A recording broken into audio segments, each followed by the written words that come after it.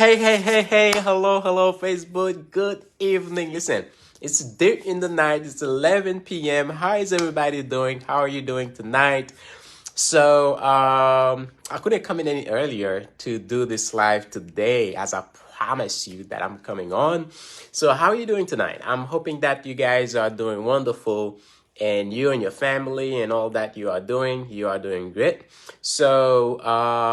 If we haven't met yet, I'm Enock Denis, and I just like to talk about what I love doing, which is helping Christians live a powerful life outside of the church walls by reclaiming their kingdom identity. Why? So that they may occupy the world until the Lord comes.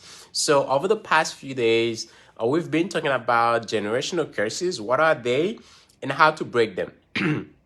So, I'm just covering a few of them and then giving you ways to break generational curses. Yesterday we talked about breaking generational financial curses. So we talked about that yesterday. Tonight, we're going to be talking about health, right? We're going to be talking about breaking generational health curses. So, by the way, if you come on the live now, say hi, say hello, let me know who is here. If you're catching the replay, hashtag replay, and then please share this live, please. So here we go. I always like to start by actually talking about what are the blessings. So I think that's the best way to understand curses. Let's go to understand the blessings. Blessings are, so since we're talking about health, right? So the best way to explain it, let me go back. Blessings, let's explain it in a way that is easy to understand. I have a 5-year-old. So my wife and I, we have a child, right? And as we are creating wealth, our child or children and their descendants, all they have to do is to be born, right? So the only thing that had to happen for my son to inherit the wealth that we are creating is simply for him to be born. He's born, boom, that's it. He's going to inherit it. So that's called generational financial blessings, right? That's what it's called. So financial curses is the same way. So you see, that generation didn't do anything. All my son would have to do is to be born. He's born, and then he would inherit any wealth. So nothing that he has to do. Let's talk about health, because health is something that is even closer. It's even closer to being passed down, because we have our children are born literally from everything that is in us. Everything that's in us, those are combined to give us the child or the children that we have. At least let's talk about the physical aspect, right? Let's talk about the physical. The children, they come from the sperm, from the husband, and the sperm has every trace of the DNA of the husband, and the egg from the wife, right? And it has all these other things as well. So now we have those two things combined with a bunch of DNA traits from the mother and the father combining to give you the child. So this is why there are generational health blessings as well as generational health curses, because we literally pass down to our children the things that we've been doing concerning our health. You've ever, if a lot of you probably in the health field, you've been to the doctors and you've heard that, oh, you have You are more likely to have high blood pressure because your father had it, your mom had it, or cancer, or this or that disease. You are more likely to develop it because it's in your family trait, right? So because someone else in you didn't do anything for it. What did you do? Well, guess what? Your dad or his dad, his mom, we don't know how many generations when that started, and it just keep passing down, right? It kept passing down. And when we encounter those things, listen, it does not matter. Listen, it does not matter how much, and I tell people that all the time. Those things, when we talk about generational curses, it does not matter how much you cry. It does not matter how much you run around, how much you gave, how much you do a whole bunch of things. The only thing that will solve it is to learn the laws on how things function. God set things into motion with laws, with principles. When a principle is broken, consequences happen, right? The only way for us to break the consequences of a law that was broken is to learn the principle or the law to correct it. That's it. Is to learn the law or the principle to correct it. For example, so we're talking about health here. Let's say someone in your family line, there is history of high blood pressure. There is history of high cholesterol, things like that, right? There is that history. Basically, there is a curse. There is a generational health curse, right? Of high blood pressure, of high cholesterol, and all those things. There's a history of that. Everybody has been taking medication for it. And still, you go out there, you just pray, you bind and, you loosen this, you bind it. And then you do all of these things. You cry, you pray, you pray, you pray. And when you're done, once a week, you go, you have, I don't know, like a triple cheeseburger, and then, a triple hamburger. I don't really know the name, how they call them, but they have like 2-3 stacks of hamburger, cheese, and all these things. And then after that, you get a sugary drink, you get Coke, you get whatever, like some kind of soda after it. You get a bunch of fries, you eat all of that. And you do that on a weekly basis. You know what you just did? You literally just cancel all the prayer you've done. Right? You literally just cancel all the prayer you've done. King Solomon said something. King Solomon said, someone who turns their ears away from the law, even their prayer is an abomination. If you turn away your ears from the law, even your prayer is an abomination. By the way, guys, please go ahead and share this live. Share. Let me know who's here. Let me know. Say hi. Say hello. Let me know who's watching. And if you are if you're catching the replay with hashtag replay. So King Solomon said, if you turn your ears away from the law, even your prayer is an abomination. Why? Yes, you're praying for health, but you eating a triple, double, quadruple, I don't know, cheeseburger full with cheese, full with a bunch of barely cooked meat, right? And a bunch of sugary drink after it, a bunch of, oily fries and all of that. On a weekly basis, you eating a whole bunch of sugary drink, caffeine, and then you're praying for health. It does not matter how much you're going to pray for health. You just need the law. You don't need a bunch of prayers, because the prayers that you are doing, it's already an abomination. Meaning that God can't do anything for you praying to break generational health curses while you are doing things exactly what cause generational health curses. Are you guys there? Right? So praying for health, it does not matter how much declaration you're going to do. It doesn't matter how much you say things. If you are doing the exact same thing that brought about or that can bring about generational health curses, you cannot at the same time be praying for health. Because you literally cancel your prayer. That prayer now becomes an abomination. It becomes an abomination. Right?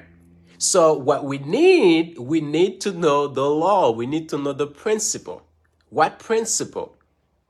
Listen, if you are in a family line where there is a history of high blood pressure, high cholesterol, just know the law. What causes high blood pressure and high cholesterol, right? That means there was a law about health that was broken. So now, because it's broken, there's a consequence for it. What do you need to know? You need to know the law that will keep you healthy, so you can apply it and see the benefits of it, right? So you can apply it and see the benefits of it. So if you cannot have a history of that and then every day you are eating, greasy food, fried chicken and fries and double cheeseburger and all this cheese and all that thing, and then you're talking about, health. You're talking about, hey, and when it's not enough, you get sick, and then people are like, oh, the devil doesn't want me to be healthy. The devil make me sick. No, the devil has nothing to do with you being sick. The devil has nothing to do with that. It's just you need to learn the laws of God, the principles that the Creator established for you to be healthy, right? Don't give the devil so much power. The devil doesn't have so much power. Does not have.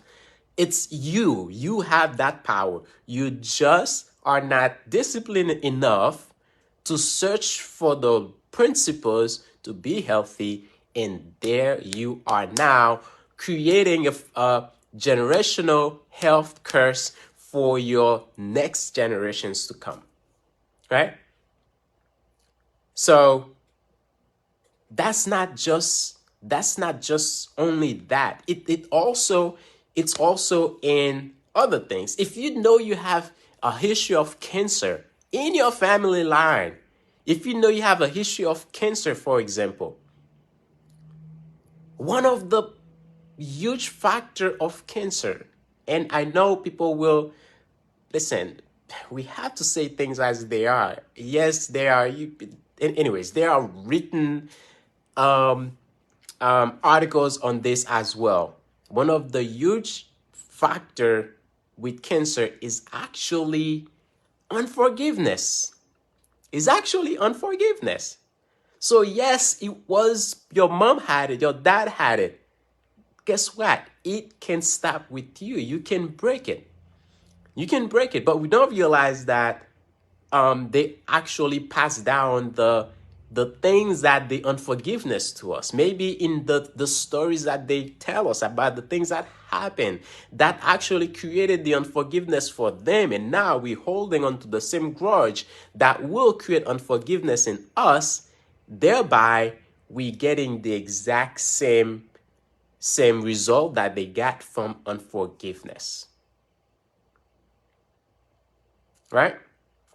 So all of these things, and I could go on and on different things, different, aspects of health that pass down, diseases that go from generation to generation. Those diseases, they are generational health curses, right?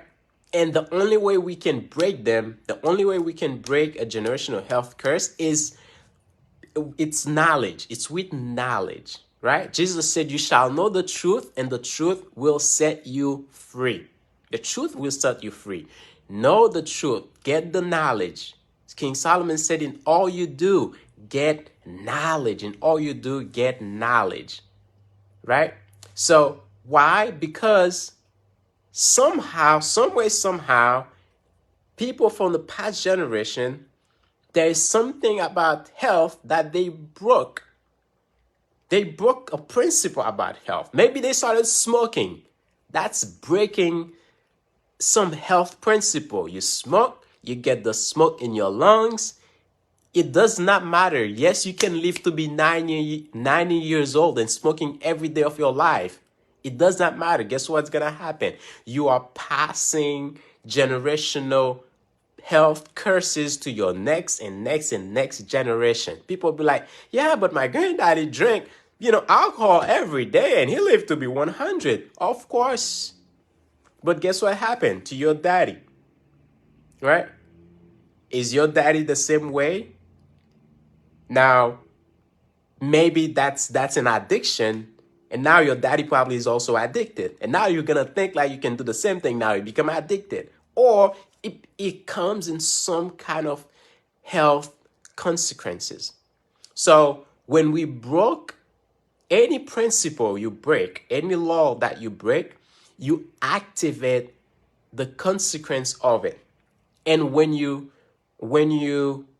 engage and apply any principle or any law, you also activate the benefit of that law. God creates everything with laws, with principles.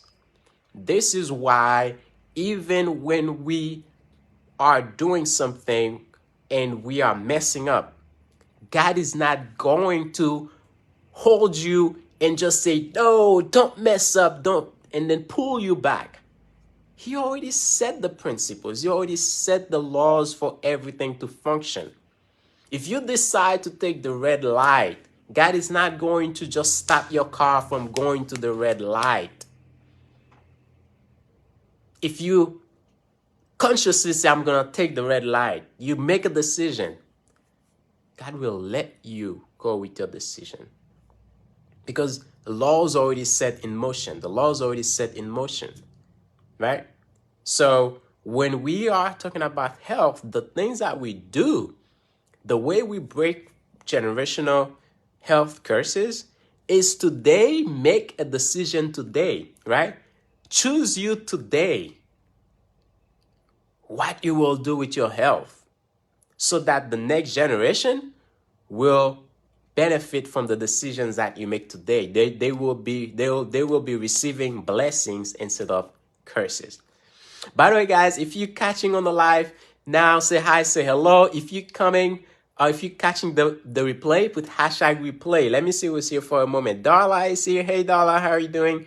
Internet is here. How are you doing, Internet? Sue, Georgia, how are you guys doing? How are you guys doing? Please share this live. Share this live. There is somebody that you know. There is someone who is dealing with some kind of generational health curses.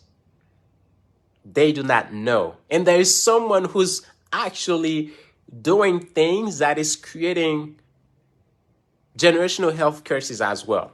They do not know. They think that it's them enjoying life. They just enjoying life, right? This is what you do to enjoy life. You just drink alcohol. You just smoke. That is enjoying life, right?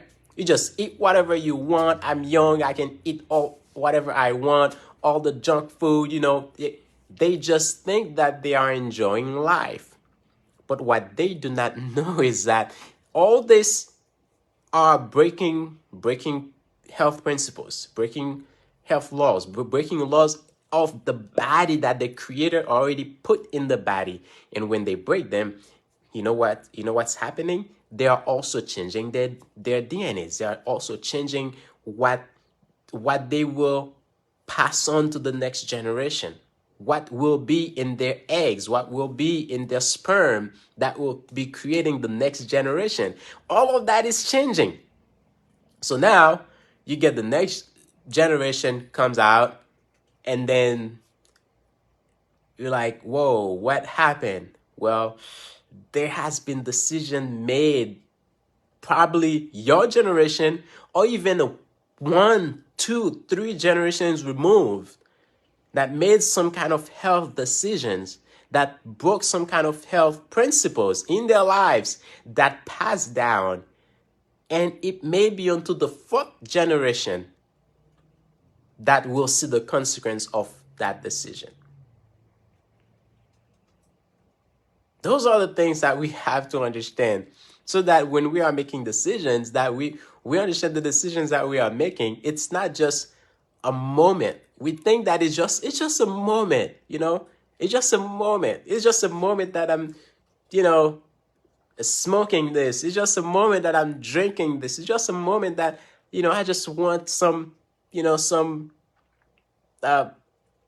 soda right now, right? It's just a moment.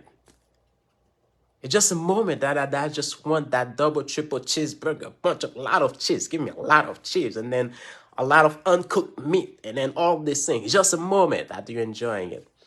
But every time, life is actually made of little moments. It's those little moments that make life, those little moments that actually will be transferred to the next generation, those little moments that will be changing our body, our structure, and all of that as we pass them down. It's just those little moments, right? It's those little moments. So now I want people to tonight to understand that God has principles for the body as well.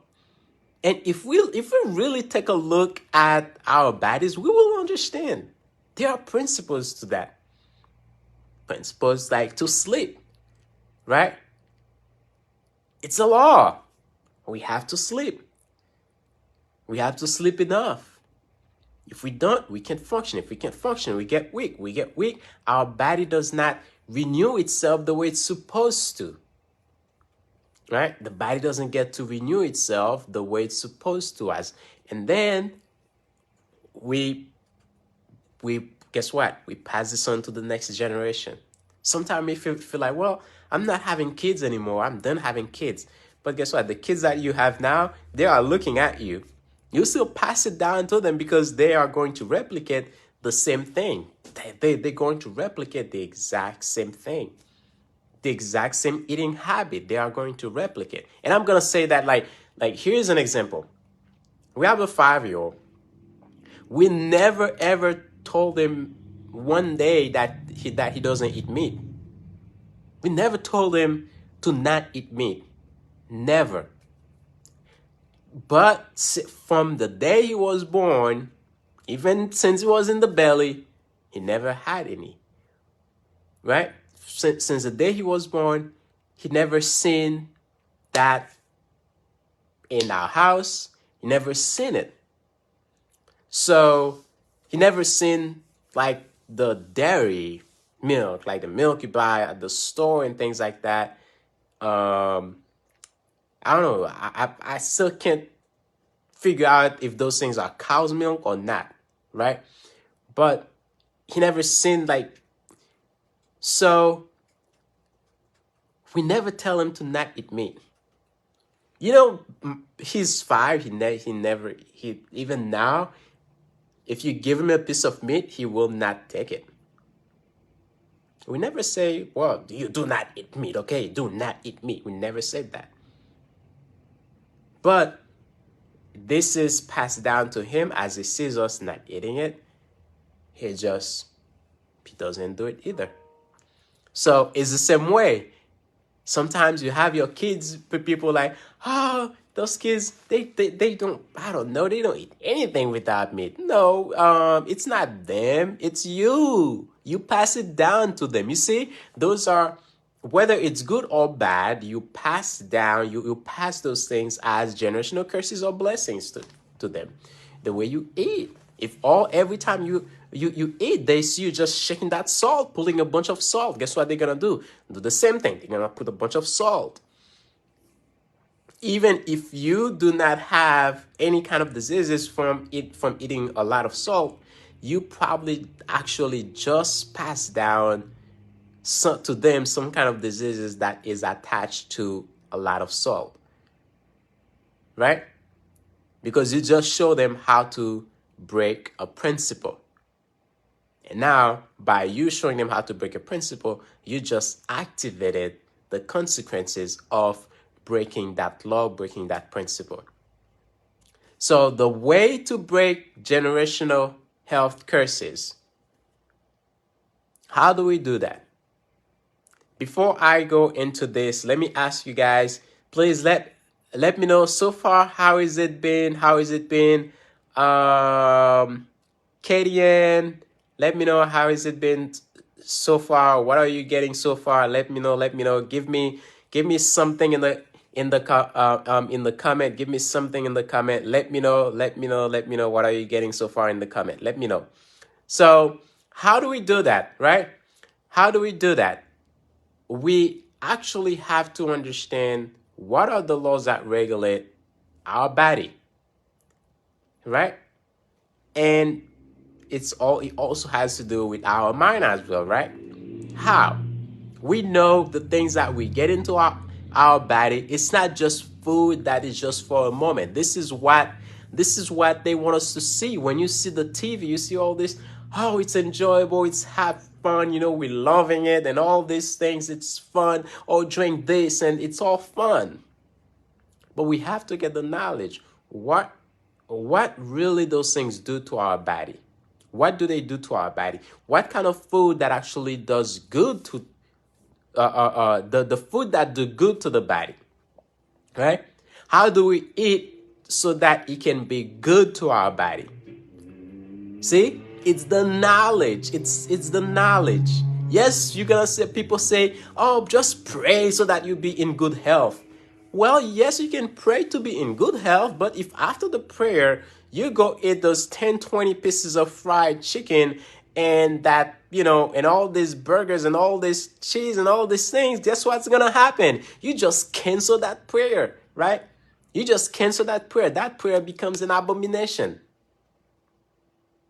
If after that prayer for good health and then you pull out, your alcohol, you pull out your whatever that people smoke, you start smoking, well, you just cancel that prayer. That prayer is not going to do anything good for you. You might as well not pray and just, put away that liquor, put away that cigarettes, put away those things and just, you might as well do it that way. So what we need knowledge. We need divine knowledge because God created that human body. He creates the human body. So he knows how the human body functions. He knows how the human body functions. So we can go to God and ask him things about our health. We can pray, but I would also say pray and fast. Pray and fast so that as we pray and fast, we get knowledge from God. We get understanding from God. We get wisdom from God about the body, right? About the human body. How does it function? Because if not, we will actually, not only we will keep the curses that were passed down to us, but we would also pass it down to the next generation, right? So, I'll talk about that in a moment, okay? I'll talk about that in a moment. So we will keep it. We will pass it down. The goal is not to keep the curses. The goal is to break the curses. That's the goal. The goal is to break the curses, right? Is to break them. There are things that we may see happening that we don't know. Let me say something really, really quick. I see a lot of women on this live now. I'm going to say something that's really important. If you know you guys probably know the story of Abraham with his wife Sarah. When Abraham and Sarah went into into the land of Goshen, and they the king saw Abraham's wife Sarah, and he liked her. Now, what happened is the king took Sarah. That was not something. So that happens twice. That happened twice. On the second time, two different kings. On the second time, what happened is that this is what and I like the, if you ever get a chance to read the book of Joshua, the book of Joshua has some insights, details that is the same as the book of Genesis, that some details that we don't have in Genesis. So in the book of Joshua, as the story is told, is that the way that the I think it's King Abimelech, it was not like, oh, I'm gonna take her for my wife, but it was also kind of like something that was almost like, it would be like a rape, like taking someone by force, taking a woman by force.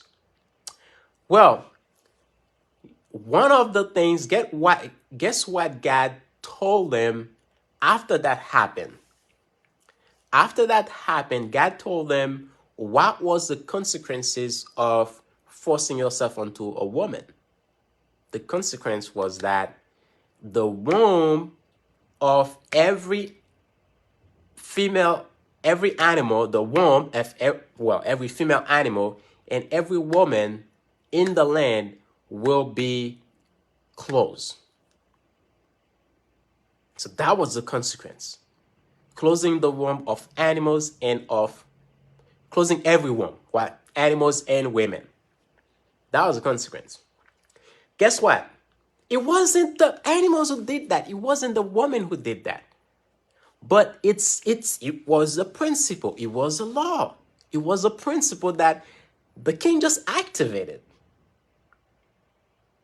The king just activated a law that generations will be suffering from that.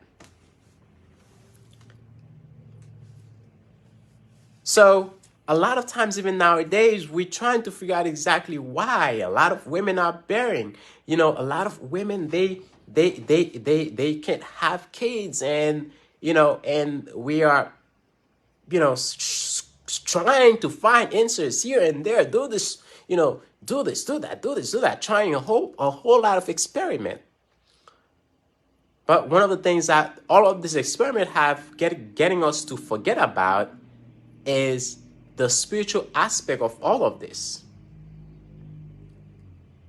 And we can easily find that someone has broken that law in their lineage. Someone has forced themselves onto a woman, rape, and now activating the law that there will be wombs that will be blocked. Those are like, those are health curses, right? Those are health curses. And we have to get to a point, like a few things that must happen. A few things that must happen is that not only, so it depends on what it is, but one, we actually have to remove ourselves from that covenant. It's a covenant that was made. Someone made a covenant to activate the consequences of that law, right? So we have to remove ourselves from that covenant. We have to remove ourselves from that covenant of whoever did that. My wife said, Uncle Ray. Yes, there's like a whole lot of stories about that. A whole lot of stories about people who rape. Look in their lineage. We can see that story. We can see what happened. You may not know who did it, That's the issue. You may not know who did it, when they did it. It may be 3 generations removed from you. And the consequence is still passing on. It may even skip a generation. It may even skip 2 generations. But the consequence is still there until someone breaks from that covenant. Someone break that curse. Someone has to break that curse. Someone has to get to the point understanding that, again, knowledge, seek knowledge to know I am going to remove myself from that covenant that was made. So now, guess what? They broke a law that God created, that God established a law that they broke, and the consequences of that law was to be passed down from generation to generation. So now, the way you break that, you have to go back. You have to go to the maker of that law. Go to the maker of that law and create a covenant with the maker. Now, we take lightly the covenant when Christ says that he made a new covenant. Sometimes we just see that as, okay, it's a covenant, I'm saved, and yada yada, I'm gonna be fine, I'm saved. And it's not just that. It's not just that, because there is a whole lot of covenant that we still need to break and forge new covenant with God. We still need to get out of certain covenant that were made before us. So the only way to get out of them is to know them and then go to God and say, God, listen, there is this in my lineage. I'm having this thing. Cancer, high blood pressure, cholesterol, whatever it is that is passed down, cannot have kids. All these things. Alcoholism, right? People they just addicted. You have kids who are born addicted to drugs, to alcohol. It's a covenant that they did not make. But you can go to God who made the law that those people violated and ask him that this covenant be broken, and that you are exchanging that covenant the people made, so that now you have his covenant. You have his covenant now to move forward. So now you can break that covenant, but in order for you now to keep the new covenant, you have to keep the new covenant with knowledge.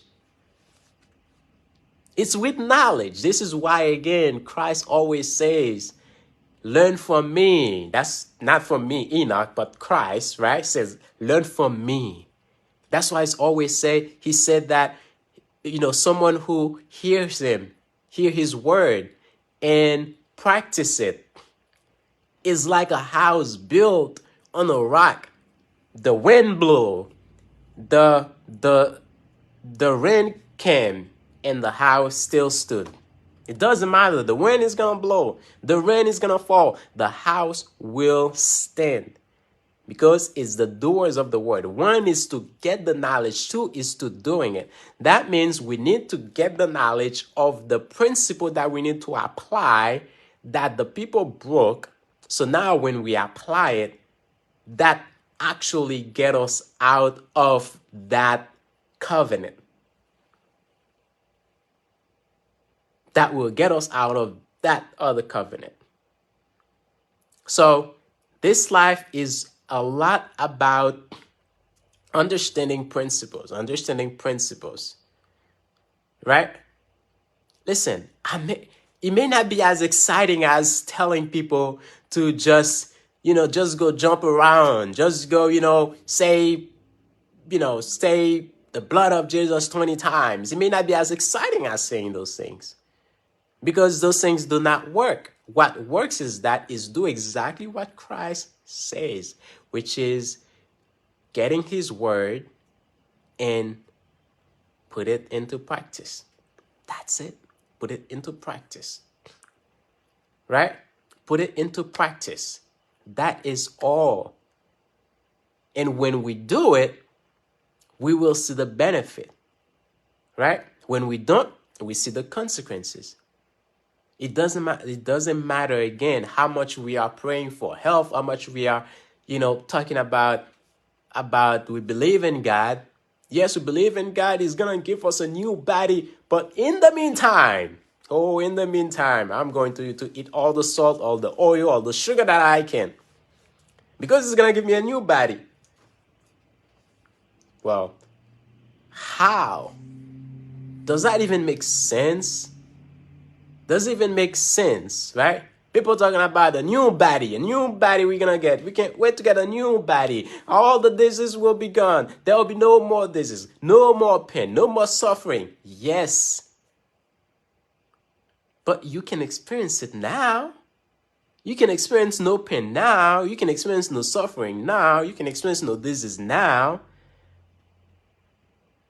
Christ didn't come for the future only. He came for the present as well, right? So, because you're going to get a new body, in the meantime, let's just eat all we can. Let's just eat all the junk we want. Let's just eat all, any kind of way, all the sugar we can, all the salt we can. Let's just do that, right? People don't talk about those kind of things because it's all about then. How about the now?